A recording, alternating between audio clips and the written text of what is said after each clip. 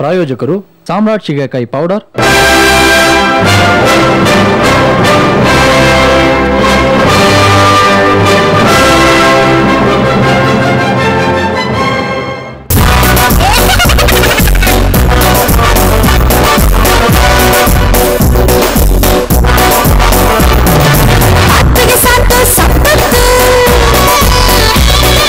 ಸಾತ್ಗೆ ಬಂತು ಆಪತ್ತು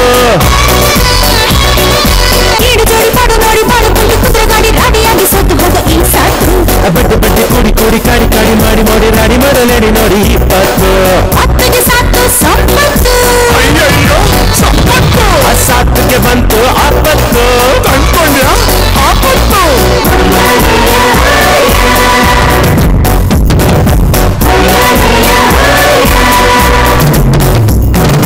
ಸಂಸಾರ ಸಂಚಾರ ಎತ್ತು ಏರಿಗೆ ಕೋಣ ನೀರಿಗೆ ಹಿಂದಿರ ಅಬಂದಾಟ ದಂಡ ಬೀಳುವ ಗುಂಡಿ ಹಸ್ಬೆಂಡು ಮುಂದು ಹೆಂಡ್ರ ಕೈಯಲ್ಲಿ ಬೆಂಡು ಅಮ್ಮವರು ಗುಮ್ಮವರು ಗಂಡ ಇಲ್ಲಿ ಬರಿ ಕಾಚಂಡು ಎಲ್ಲ ಗ್ರಹಚಾರ ಅಯ್ಯಯ್ಯೋ ಸಂಪತ್ತು ಸಾತ್ಗೆ ಬಂತು ಆಪತ್ತು ಅಂದ್ಕೊಂಡ್ಯ ಆಪತ್ತು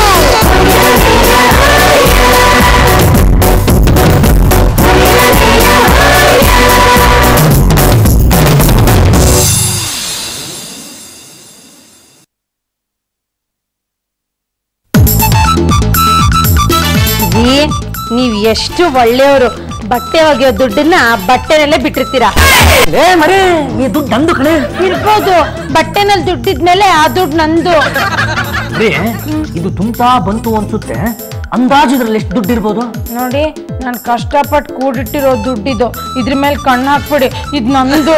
ಬರೀ ಇದೇನೋ ನಿಂದು, ಇದ್ರ ಒಳಗಡೆ ಇರೋ ದುಡ್ಡು ನಂದು. ತೋಟ ಯಾರ್ದೋ ಬೆಳೆನೂ ಅವ್ರದೇ, ತಲೆ ಯಾರ್ದೋ ಜಡೆನೂ ಅವ್ರದೇ. ನೀನ್ ಹೇಳೋದು ಸರಿನೇ, ಬರ್ತೇನೆ. ರೀ, ಜೇಬಲ್ ಎಷ್ಟಿದೆ ದುಡ್ಡು? ಬರೀ ಬಸ್ ಚಾರ್ಜ್ ಇದೆ. ನಡ್ಕೊಂಡು ಹೋಗಕ್ಕಾಗಲ್ವಾ? ಸಾಧ್ಯನೇ ಇಲ್ಲ ಮರಿ.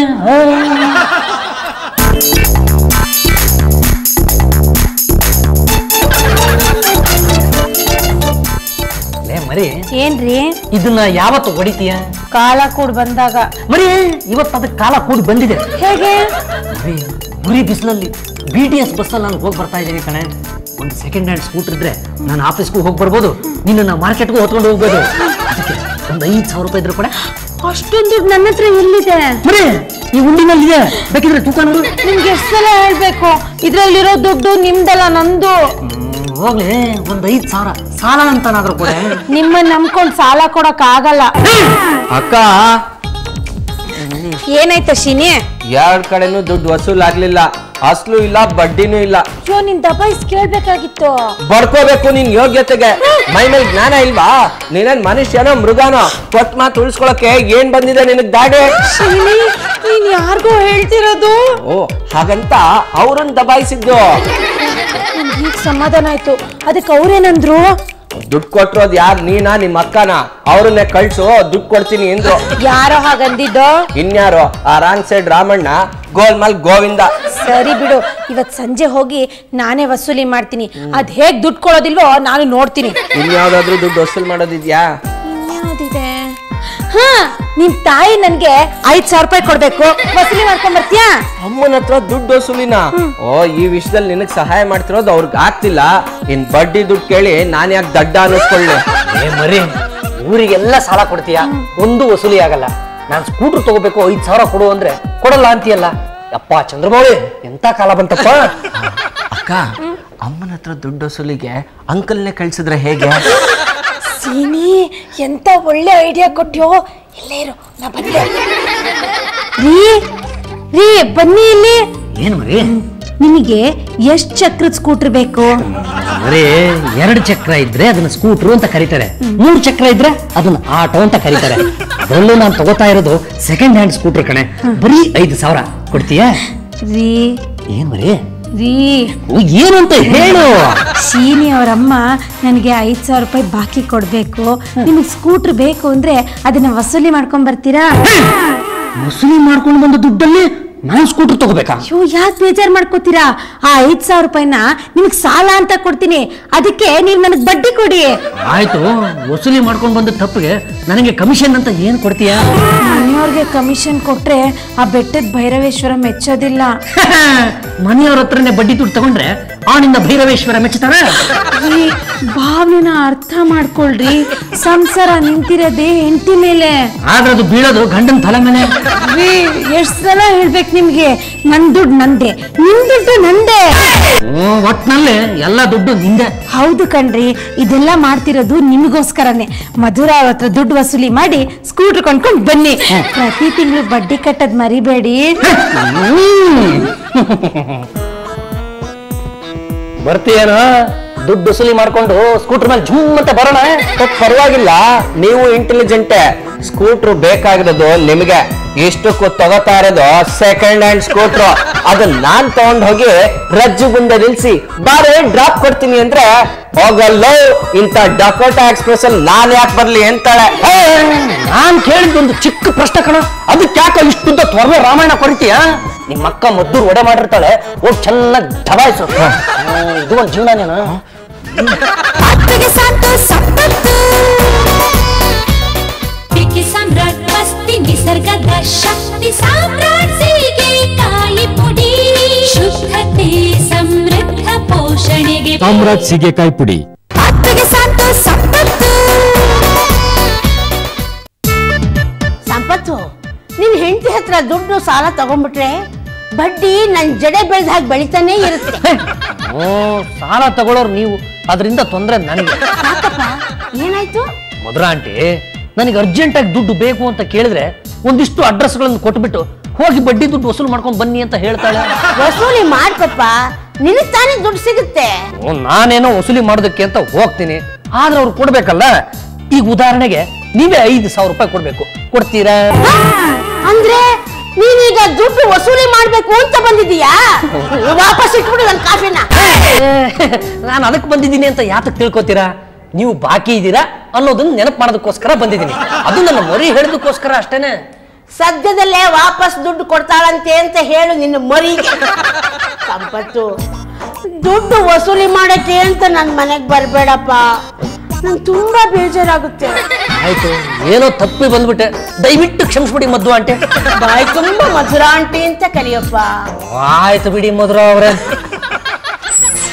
ಚರ್ಮ ಸುಲಿತೀಯ? ಇಲ್ಲ, ಒಲಿತೀನಿ. ಸುಮ್ಮನಿರ ಪುಟೇಶ, ನನ್ ತಲೆ ಕೊಚ್ಕೊಂಡು ಹೋಗಿ ಕೊಳ್ಳೆಗಾಲದಲ್ಲಿ ಬೀಳ್ತಾ ಇದೆ. ಸಾರ್, ನಿಮ್ ಸಮಸ್ಯೆ ಏನು ಅಂತ ನನ್ನ ಹತ್ರ ಹೇಳಿ ಸಾರ್. ಪುಟೇಶ, ಅಷ್ಟೇನಾ ಸಾರ್? ಈಗ ಕಳ್ಳಗೊಂಡು ನಿಮ್ಮನ್ನ ಅಟ್ಯಾಕ್ ಮಾಡಿದ್ರೆ ಏನ್ ಮಾಡ್ತೀರಾ? ಸುಮ್ಮನಿರ. ಇಂಥ ಮಠ ಮಧ್ಯಾಹ್ನ ಯಾವ ಕಳ್ಳ ಬರ್ತಾನೆ? ಬಂದಿದ್ದ ಮುಖಾಮೂತಿ ನೋಡ್ದೆ ಹೊಡೆದು ಕೈಲಿ 5,000 ರೂಪಾಯಿ ಕಿತ್ಕೊಂಡು ಹೋದ. ಅಪ್ಪ, ನನ್ನ 5,000 ಹೋದ್ರೆ ಹೋಗ್ಲಿ, ನನ್ನ ಪ್ರಾಣಕ್ಕೆ ಮಾತ್ರ ಏನು ಮಾಡ್ಬೇಡಪ್ಪ. ನನ್ನ ಮರಿಯ ಮಾಂಗಲ್ಯದ ಬಂಗಾರ ನಾನು, ಅವಳ ಹಣೆಯ ಸಿಂಗಾರ ನಾನು. ದಯವಿಟ್ಟು ನನ್ನ ಬಿಟ್ಬಿಡಪ್ಪ. ಇದೇ ವಿಷಯ ಸಹ ನಾ ಹೇಳಿದ್ದು. ಭೂಟೇಶ, ಇದಕ್ಕೆ ನನ್ನ ಹೆಂಡತಿ ಒಪ್ತಾಳ? ನಿಮ್ ಹೆಂಡತಿನೆಲ್ಲ 2 ಹೆಂಡತಿನ ಒಪ್ಕೊಳ್ಳೇಬೇಕು. ಕಣ್ಣೀರ್ ಸುರ್ಸಿ ಸಹ ಇರೋ ವಿಷಯ ತಾನೇ. ಕಂಪ್ಲೇಂಟ್ ಕೊಡೋಣ ಅಂದ್ರೆ ಏನ್ ಮಾಡೋದಪ್ಪ? ನೀವು ಕಳ್ಕೊಂಡಿರೋದು ಲೇವಾದೇವಿ ದುಡ್ಡು. ಲೇವಾದೇವಿ ನಡ್ಸಕ್ಕೆ ಪರ್ಮಿಷನ್ ತಗೊಂಡಿದಾರಾ? ಇಲ್ಲ. ಇವ್ರ ಮನೆಯಿಂದ ದುಡ್ಡು ತರೋವಾಗ ಹಿಂಗಾಯ್ತು ಅಂತ ಹೇಳಿ.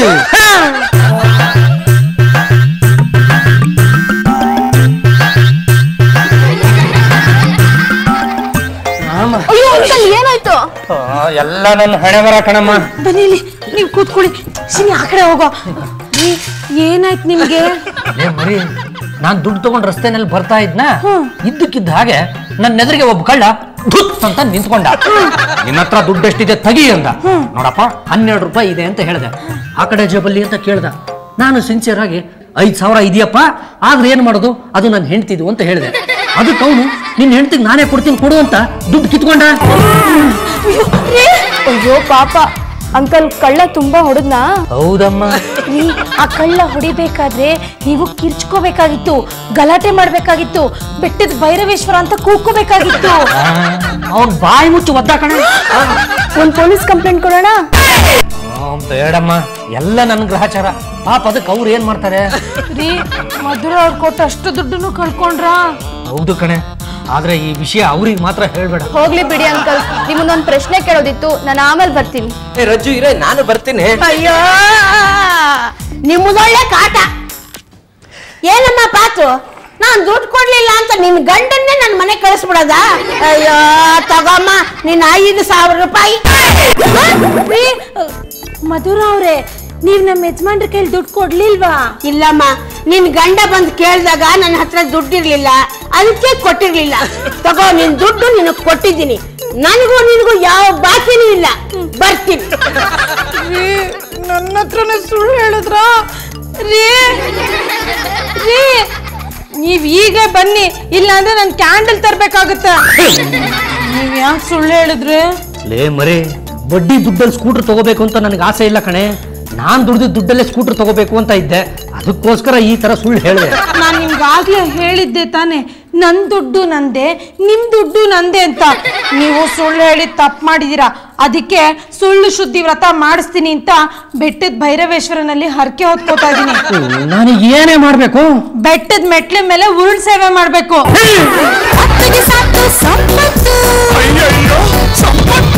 ಸಾತ್ಗೆ ಬಂತು ಆಪತ್ತು, ಕಂಡ್ಕೊಂಡ್ರ ಆಪತ್ತು.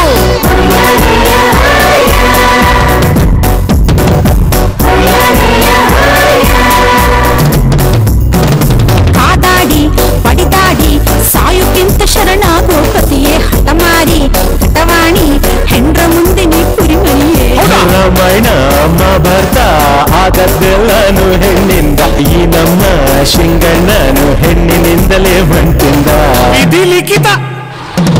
ಸಾತ್ಗೆ ಸಾತ್ತು ಸಂಪತ್ತು, ಅಯ್ಯಯ್ಯೋ ಸಂಪತ್ತು. ಸಾತ್ಗೆ ಬಂತು